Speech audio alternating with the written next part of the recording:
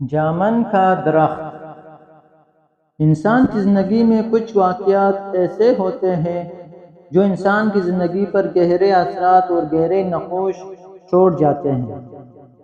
کچھ واقعات تو ایسے ہوتے ہیں جن کو سن کر لوگ مشکل سے ہی یقین کرتے ہیں، مگر ایسے واقعات سچ ہوتے ہیں۔ ایک ایسا ہی واقعہ سنیں جو کہ ہمارے دوستوں کے ساتھ پیش آیا۔ یہ بات کافی پرانی ہے، جب ہم سب دوست شام کو گراؤنڈ سے واپس آ کر اپنے محلے میں جمع ہو جاتے تو خوب محفل لگاتے۔ ایک دن ہم رات کا کھانا کھا کر گھر سے باہر نکلے تو دوستوں نے بولا آج جمعرات ہے اور آج جن بھوت اور چڑیلوں کا دن ہے۔ میں جن بوتوں پہ یقین تو رکھتا تھا، مگر کبھی ان سے آمنا سامنا نہیں ہوا، تو میں اس کی بات سن کر ہنس دیا۔ اس نے میری طرف دیکھا اور بولا یہ جو گاؤں سے باہر کھیتوں میں جامن کا درخت ہے، اس پہ آج جن بھوت آئیں گے۔ اگر نہیں یقین تو سب میرے ساتھ جا کر دیکھ لو۔ ہم سب نے حامی بھر لی اور اس کے ساتھ چلنے کو تیار ہو گئے۔ میں اس دوست کا نام بتاتا چلوں۔ اس کا نام ندیم تھا اور اکثر رات کو اکیلا کھیتوں میں گھومتا رہتا تھا۔ اس لیے اس پہ کچھ دوستوں نے یقین بھی کر لیا تھا، پر ہم نے یقین نہیں کیا۔ ہم 5 دوست تھے جن کے نام تھے عابد، ناصر، ساجد، مدثر اور ندیم۔ جیسے ہی عشاء کی اذان ہوئی ہم نکل پڑے۔ اس کے ساتھ کھیتوں میں جن بھوت دیکھنے۔ رات کافی گہری ہوئی چلی تھی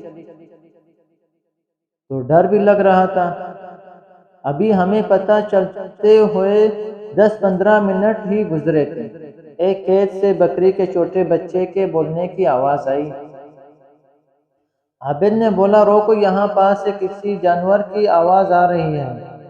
سب رک گئے اور خاموشی سے آواز سننے کا انتظار کرنے لگے کہ کس طرف سے بکرے کے بچے کی رونے کی آوازیں آ رہی ہیں۔ ابھی تھوڑی دیر میں ہی گزری تھی کہ بکری کے بچے کی آواز دوبارہ سنائی دی۔ ندیم نے فوراً بولا آواز اس طرف سے آ رہی ہے، جو 2-4 کھیت چھوڑ کر ہی برسن کا کھیت تھا۔ آواز وہاں سے آ رہی تھی۔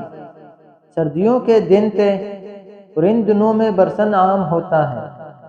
سب دوست اس طرف جانے لگے تو ناصر نے بولا چھوڑو یار، جو بھی ہے ہمیں کیا، اس سے ہم جس کام کے لیے جا رہے ہیں اس طرف چلو۔ پر کوئی بھی نہیں مانا اور برسن کے درخت کے کھیت کی طرف بڑھنے لگے۔ سب ہی وہاں جا کر دیکھا تو ایک چھوٹا سا بکری کا بچہ وہاں کھیت میں بیٹھا تھا۔ ہم میں سے کوئی کچھ بولتا اس سے پہلے ہی ندیم نے کہا لگتا ہے جو یہاں بکریاں چروانے آتے ہیں ان کا رہ گیا ہوگا، اس کو اٹھا لو، صبح پتہ لگا کر واپس کر دیں گے۔ سب نے اس کی بات سے اتفاق کیا اور ایسا ہی کیا۔ اس کو ہم نے اٹھا لیا اور اپنی منزل کی جانب بڑھنے لگے۔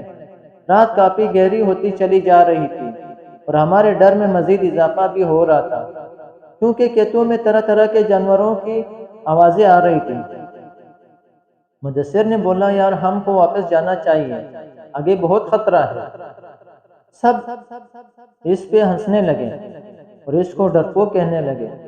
خیر وہ خاموشی سے ان کے ساتھ چلتا رہا۔ پھر راستے میں ہمیں سیٹی کی آواز آنا شروع ہو گئی۔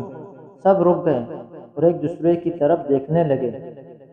ڈر سب کے چہرے سے صاف نظر آ رہا تھا، پر کوئی بھی یہ نہیں چاہتا تھا کہ ہم واپس جائیں اور اللہ کا نام لے کر اس جامن کے درخت کی طرف بڑھنے لگے۔ ابھی تھوڑی دیر ہی گزری تھی کہ ہمیں پتہ چلتے ہوئے تو سامنے ہی وہ درخت نظر آ گیا۔ ہم سب دوست اس درخت سے تھوڑا ہٹ کر بیٹھ گئے۔ سب سے پہلے تو مدثر نے بولا اس بکری کے گلے میں کوئی رسی وغیرہ ڈال دو تاکہ یہ کہیں ادھر ادھر نہ ہو جائیں۔ سب دوست رسی ڈھونڈنے لگ پڑے اور جلدی ہی ایک چھوٹی سی رسی مل گئی تھی۔ اس کو ہم نے اس کے گلے میں ڈالا اور رسی ناصر کو پکڑا دی اور سب کی نظریں اس درخت پہ جمی تھی۔ 10-15 منٹ ہی گزرے تھے کہ اس جامن کے درخت کے اوپر سے ایک بریک سی لال رنگ کی لائٹ نظر آئی، اور لائٹ اتنی بریک تھی اور اتنی تیز تھی یہاں بتانا مشکل ہے۔ وہ لائٹ کبھی درخت پہ جاتی، کبھی درخت سے نیچے آتی۔ ہمارا خوف کے مارے برا حال ہو رہا تھا، اور ساتھ ہی پراسرار آوازیں آنا شروع ہو گئی۔ ہم سب نے اونچی آواز میں درود پڑھنا شروع کر دیا۔ کچھ دوست تو وہاں سے بھاگنے کے لیے تیار تھے، ہم نے روک رکھا تھا ان کو۔ پھر سب نے ہی محسوس کیا کہ لائٹ اب ہماری طرف بڑھ رہی تھی۔ جب سب نے یہ منظر دیکھا تو وہاں سے بھاگنے میں ہی بہتری سمجھی، اور اتنی سپیڈ سے سب وہاں سے الٹے پاؤں دوڑے، اور ہمارے پیچھے اتنی خوفناک آوازیں بلند ہو رہی تھی، بس یہی محسوس ہو رہا تھا جیسے وہ بالکل ہمارے پاس ہی ہے اور کسی بھی لمحے وہ ہم سب کو نقصان پہنچا سکتی ہے۔ ہم نے ہمت نہ ہاری اور بھاگتے رہے، ورد کرتے رہے، اور واپس گاؤں آ کر سانس لیا۔ جب ہم سب گاؤں کی حدود میں پہنچ گئے تو مدثر نے ناصر کی طرف دیکھا اور پوچھا، آپ کے پاس بکری کا بچہ تھا، وہ کہاں چھوڑا ہے؟ اس نے ہاتھ کی طرف دیکھا تو اس کے ہاتھ میں صرف رسی تھی۔ اس نے بولا کہ جب ہم وہاں سے بھاگ رہے تھے تو یہ صرف رسی ہی تھی، بکری کا بچہ کدھر گیا اس کو کچھ معلوم نہیں۔ جب وہاں سے واپس دوڑے تو بکری کا بچہ وہاں ہمارے ساتھ ہی نہیں تھا، صرف یہ رسی ہی تھی۔ کیا وہ سچ میں بکری کا بچہ تھا یا کوئی اور مخلوق تھی؟ سب دوستوں نے کہا جو بھی تھا ہم صبح صبح وہاں جا کر ضرور دیکھیں گے۔ جب صبح ہوئی تو کوئی بھی وہاں جانے کو تیار نہیں تھا سوائے ندیم اور مدثر کے۔ وہ دونوں کیتوہ میں گئے اور اسی جگہ گئے تو انہوں نے وہاں بکری کے بچے کو مرا ہوا پایا، جو جامن کے درخت کے بالکل قریب ہی پڑا تھا۔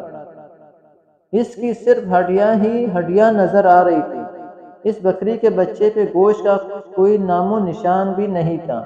وہ دونوں سمجھ چکے تھے رات کو جو کچھ بھی ہوا وہ ان کا وہم نہیں تھا۔ اس درخت پہ واقعی کچھ ایسا تھا جو ندیم نے بولا تھا۔ اس کے بعد وہ واپس آ گئے اور کبھی بھی رات کے ٹائم باہر گھومنے سے توبہ کر لی۔ اپنا خیال رکھے اور ہمارے چینل کا بھی۔ اللہ حافظ۔